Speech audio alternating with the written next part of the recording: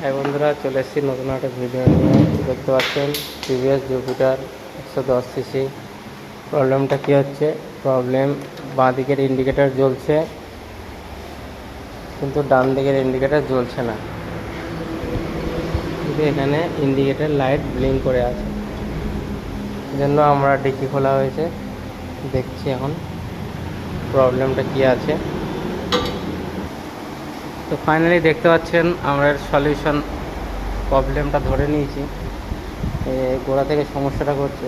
এখন দেখুন ইন্ডিকেটার জ্বলছে, লাইটও ব্লিঙ্ক করছে, পিছনের লাইটও জ্বলছে, দেখতে পাচ্ছেন। তা আমরা এখন এটা কাটবো, কেটে তারের যে ফল্ট আছে সেই ফল্টটা ধরবো, তারপরে আপনাদের দেখাচ্ছি।